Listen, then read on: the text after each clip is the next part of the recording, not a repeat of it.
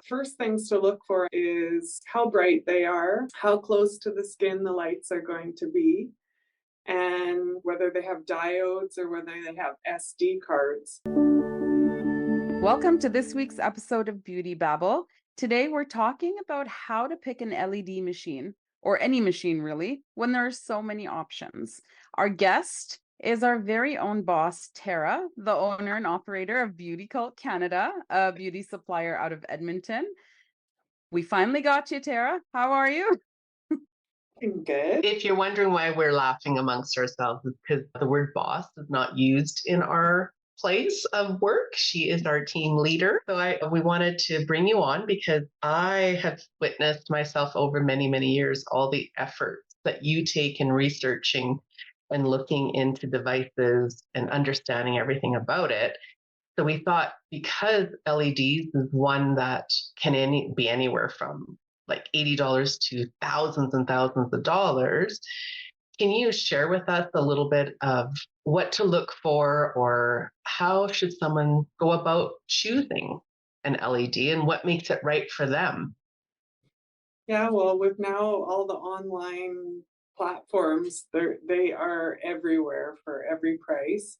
And I think from a professional angle, if you want to have something that your customers can use to support their treatments at home, you're going to want to have something that you're not going to find on those and that are going to be highly effective, because otherwise, why do it, I guess.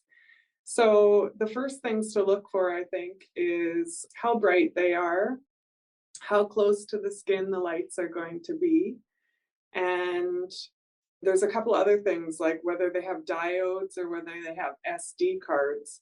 So the SD cards are little square, they look kind of like microchips.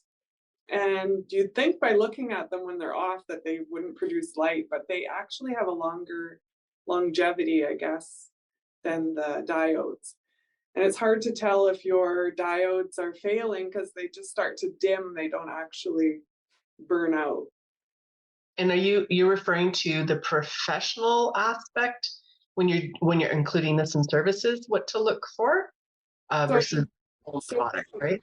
First, when we first started researching and getting into it, we had bought a very expensive machine that came with lights out of Italy.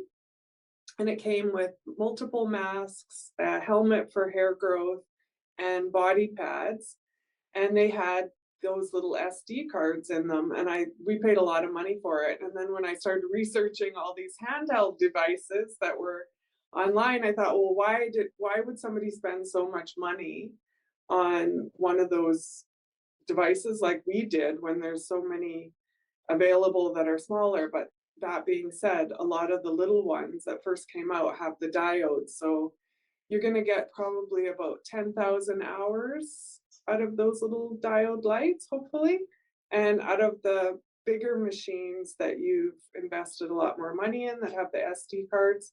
And I think with competition, they probably come down now, but you're looking at more like 100,000 hours of light. Oh, that's a very big difference, eh? Yeah, so yeah, there's your quality, you're going to want to look like at. And the spacing too, right? Isn't it the spacing between the lights as well? So the more light, the better it is. And then because you think you're under lights every day, now everyone's going to LED lights. So you're thinking, well, like, what is it actually going to do for you? But it's NASA technology. So they were trying to grow plant life in space, in darkness, and they realized that how much they could speed up the growth of the plants. So then in tune, it got brought into the aesthetic or the skincare industry, and they realized, oh, they can speed up your cell rejuvenation, your cell turnover, and that. And so that's kind of how it's evolved, and it's gotten more and more popular. And I think with the competition, it's got less expensive a lot of the times. But they really, like, just for myself, I really find that it does help with healing. It does help with calming the skin. The blue light helps with, it's at that superficial, about 430 nanometers, and it's helping with as a bactericide kind of for acne. The yellow light helps with, or green helps with pigmentation, detoxification, kind of lymphatic drainage. And then your red light is your most popular. That one's at about 830 nanometers. And it's going to help with your fine lines and overall wellness. I kind of tell clients that it turns back the clock on your cells. So it kind of speeds it up so they start acting like they did at a younger age. And then the one that's really good that we just got in this an inexpensive device, it has infrared. And that one, I mean, you could some gyms have it where you can sit in the infrared sauna and you don't actually see that light. It's invisible to the naked eye, but it will help with your deeper wrinkles and more pain management because it's at over 1,000 nanometers depth that it penetrates. So it does help with also, oh, sorry, Tareen, go ahead. Go on. I was just saying that it also helps, not just everyone thinks it's the anti-wrinkle or the helping the fine lines, but it actually works deeper into the tissue, including the muscle and the fascia and everything. So it helps to rejuvenate it, I guess you could say, for less pain management, all of that. So it's beyond just for. Some of the most interesting things that I found was the research on Parkinson's, and it comes out of New Zealand, and what it can help Parkinson's patients with their tremors. And you just wonder how it can, but like I said, I think it is kind of helping turn the clock back, and it's an overall rejuvenation. At a cellular level, yeah. Yeah, and then helps with hair growth. So we have a helmet that you can wear to help with thinning hair. It's not a one-hit wonder. You have to be very consistent. The Parkinson's patients, the one in particular that I watched, sat with the lights on his head for 20 minutes twice a day for like months. But by the time they started to really see like their fine motor skills improving. So wow, interesting. Yeah, but it is so interesting. I find our one device does both IPL and the lights, and the lights portion of it seems to be the most popular. We recommend with the body pads that you could come in if you're having a surgery, come in for a few sessions, and then come back again as you're healing, just to help speed everything up. But yeah. We do have one, so the one that I was saying we have with the infrared is a mask, and we purposely brought it in because it's rubbery. It has a lot of lights in it. You can put it right onto the skin, so it's very, very close to the surface of the skin, and has 4 different lights: green, blue, red, and infrared. And you could put it anywhere because it's so flimsy. You could put it on your head, you could put it on over a shoulder. So it's very versatile. And for our professional customers, they can retail it to their clients for around $300. So in comparison to what's on the market, it's really good quality, very versatile, and very competitive price. You can get glasses that you just put on and they have the light. So if your main concern is your eye area, then that's great. I think you can get them pretty inexpensive. I had watched a vlogger, and she was saying that she would set her alarm 20 minutes early, put on her mask or lights, and then go back to sleep for 20 minutes. And I thought, oh, that would be a perfect way to be really consistent. And so that's when we brought in the masks. I thought, okay, that will make it easy for people to use it quite often. And she had said that she wondered if her main followers that followed her all the time had noticed, and some of them commented and said that they wondered what she was doing. So we knew from our more expensive machine that it does work really well, but the little handheld ones are fairly inexpensive and very effective. So Are there any red flags? I got one in those subscription box things. I had gotten one. And it was like it looked like it just had kind of like a round top. And I would just have to hold it onto the skin.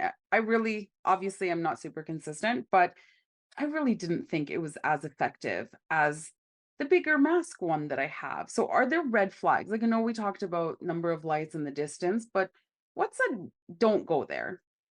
I think that like it's if you're not going to be consistent with it, like it's probably going to be a waste of money. And then the ones that are really little and don't have very many lights, you have to hold it in one spot for 3 minutes and then move it around another 3 minutes and keep it moving. And some people just don't have time to do that. But I mean, if you have a problem area that you're just focusing on, that might be convenient for you. I don't really think there's a really a downside to them. I think probably how would be a downside is the convenience, as you just said. When you have a mask and you can put it on your client or your client at home, you can maybe relax or carry on with something, right? When you have to hold it, including the professional during a treatment, you have to see them physically hold it. So until you maybe financially can go a little bit higher and invest later on when you put some money away and maybe make your own personal payment plan towards it, it's just about timing and convenience. Because like you said, the lights are there and they work, but you need to hold it in one spot. And like you said, maybe the home care side of that is targeting the areas, right? Like the hyperpigmentation, the acne, the scarring from whatever may have happened, the wrinkles, for example, or they every day they target one new spot. Like it's all about direction and how you'll help your clients understand the best way. But as a professional doing the service, I would say the inconvenient side of it is that during the mask, it's probably your best bet, or potentially during, I don't know if steam is a good idea, but while your peel is on and you're holding it just above with the peel, something like that. But when you're sitting for 10 minutes while a mask is being, I mean, we don't want to leave our room anyway. So maybe that's the spot and the timing that they could bring this into their professional services for their clients as well. You saying that makes me think, like, before you buy a machine, think of how you're going to incorporate it into your treatments. Maybe, again, budget is a thing. Maybe you would just do on the hands while they're masking, then you would need something smaller and then you would move up. So maybe outlining how you're going to use it and then finding a machine that's going to fit how you want to use it and the budget that you have to use it. Yeah. Yeah, and then some of them have multi-use. So we have one that's a 5-in-1, so it has some galvanic, ultrasonic vibrating and things. And so there's ones that are going to help with product penetration too, not just the lights that are doing it. So there are multi-use ones. The only downsides to them would be if you're epileptic, or because it could the lights, and some of them, the flashing lights, could bring on a seizure. So they're the only ones that aren't candidates. And most of the ones we have are very bright. So some people find them uncomfortable unless you really like cover their eyes really well. And even those tanning UV goggles don't cover that well. There's usually light seeps in on the edge, so you really have to cover. And then the blue light isn't good for your eyes, so you're not going to want to have your eyes open. You're going to want to cover the eyes if you're using the blue light. And that goes to the professional and the client. And the user, yeah. Yeah, exactly. Because some people watch TV and put on their masks, and the red light is okay. The blue light is not okay. So, not that we want to take much more of your time, but it's kind of led me into something else that I know we focus on LEDs, but I think the way you touched on this about even choosing equipment, whether it's handheld devices or whatever it may be, there's, how would you guide them into choosing? There's a lot of people starting out, or they're now, financially able to add into and diversify their services and that.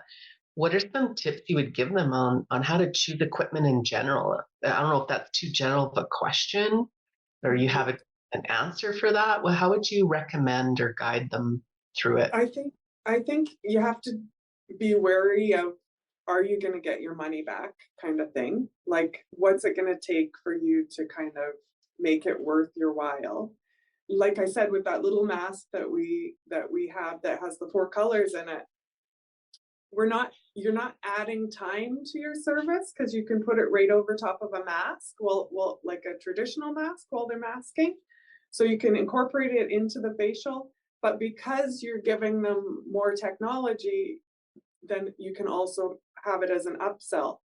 So time is money. So if you don't have to add to your time of your treatment, but you can add to the price of your treatment, that's going to help pay off that device a little faster. And then trying to get ones with lots of lights that go close to the skin so that they're effective, because your clients might be using something that's less effective at home, and they're not really seeing as much of the benefit from it as you'll see in the treatment room. Like if they've flared up, if you've done like a mini peel or something on them and their skin's got quite flushed, you can put the blue or the red light on them, and it will calm the skin down quicker than it normally would with just a traditional mask. So you can show them right in the treatment room of how quickly. And I remember when I first was reading, it was saying that it's like your products are on steroids. Like it should help them penetrate deeper, quicker. And so your serums, your masks, your concentrated products that are meant to do something, whether it be calm or rejuvenate or whatever it is, the mask is going to increase. Well, the lights in general are going to increase the effects of that. So yeah, but the same is if you have a handheld device and they are masking, you can move the device around instead of having the mask on. But yeah, I would so many times I hear from accounts that they've invested a whole bunch of money in equipment and they are still struggling to try to figure out how to get it paid off to make it worth their while. So with these, they're fairly inexpensive way to really up what you're already doing for your clients. And then if you can find something that's inexpensive enough to sell to your clients, then it's going to maintain the results that you've done for them in the treatment room. Interesting. Yeah. I like how you brought in the fact that, like, maybe think about how you would incorporate this into your services, and, really talking about when you're going to do it. Like you said, this can be done during a mask, and they're there anyways during the mask. Why not add this to the service? Or instead of an upsell, maybe this is part of your facial, and you have to, of course, raise your price because now you're incorporating in a device of whatever it is you choose. And like you said, it doesn't change the time of your service. It's just adding on to it. So yeah, that's and because they are everywhere, like anybody can just order one off of Amazon or whatever it may be. So you got to think that if you're gonna add it to it, you kind of want them to get the benefit of it right off the get-go. So I think that's with everything. Sometimes in our market, things get overly saturated. Now you can buy little handheld microdermabrasion things. You can buy little handheld laser hair removal. Yeah, and all the things that they can do at home. So you have to think about how it's going to be worth your while. You're not trying to compete with those platforms, and because the market is so saturated, these huge investments for something that then they can buy at home, right? So yeah, it has to be. Yeah. I think too, like you said, is the knowledge behind understanding your device and what it's doing and how different it is from the ones that maybe are being sold online. Typically, the strength or the length or the whatever equipment that isn't going to be the same as the professional level. That's one thing. But like you said, it's a great add-on of support on a retail aspect to your clients that now they can maintain what you've been doing, whether it's an acne treatment, hyperpigmentation, scarring, after waxing for healing. Like there's so many factors with it that can help your clients at home, and just making them understand that, but there's a time frame you need to be committed to do it. And then why not retail them at home the device? Because you know what? Probably they're going to be asking you, hey, I bought this thing on Amazon. Tell me more about it. But you didn't sell it to them. So how are you going to tell them what that device is? You don't know what that is. We get Well, that. give them something you know about. And then it's just like a product, no different than selling them a mask. You know the product and how it should work, and prescribing how to use it. You would do the same aspect of that device that you're selling to them as well, giving them the time management to it and a game plan, I guess you could say. Mm-hmm. And when you're using the devices and you can see the benefit of it, it's easier to relate that to a client than, so if you're selling the device that you're using, you're gonna already know what the benefit is. If they're coming to you and asking you, well, I saw this on wherever, what's it gonna do for me? Well, you can't really, yes, the lights are gonna be good for you, but are they gonna be effective enough? There's some that you can just screw in a light bulb and stand in front of it, but like, I don't know, when it's not that close to the skin, how much benefit it's not gonna hurt you, but how much benefit is it gonna actually do when it's right? Yeah, I saw one the other day with some advertising this tower, and you lie down to it. I was like, but you're like 10 feet away from it. Like, what is it doing? You know what I mean? Like, I think there's that side of it, whereas you, the professional, the people that are listening, is that really look at those things like that observation I made, right? Like, wait a second, wouldn't you have to be like up close to that? When you understand the devices you have and how they're supposed to work, are they going to do the same aspect of wherever they're getting it from? Because there's a bed that you can buy. It's very expensive, and you literally lay right on the lights. Yeah, I saw that too. Or there's some that are like I think some of the tanning salons are kind of catching on that they need to pivot a little bit. It's illegal in a lot of countries now, tanning beds or rooms or whatever. So they've brought in some red light therapy. But again, you're in a closed quarters. It's much closer to you. I think you're going to see a lot more benefit from that than, having a red light in the same room as you. I just don't know as much. Right. But like I said, I don't think it's going to hurt you. It's still overall good health. Mm-hmm. Well, on that note, I know that I've personally witnessed you help many, many customers, clients with this information. And I think that's one of the aspects that you do a little bit differently with Beauty Cult. You really do research your devices and that. And if you don't know about it, you say, I'll get back to you, because it's almost like it intrigues you and you want to know more. That is the thing. I'm very interested in all the things. I didn't think I would be when I got into this industry, but fascinated by ingredients. I'm fascinated by all the clock turning back things that you can do. That'll be another episode. See, we're going to get her again on here. Awesome. Well, thanks, Tera, so much for joining us today. We will add the information on this episode if you want to contact Tera at any time. I know that she's a source of vast, math information, so feel free to utilize it. I do all the time. Thanks for joining us today. Thank you. Thanks for listening to Beauty Babble.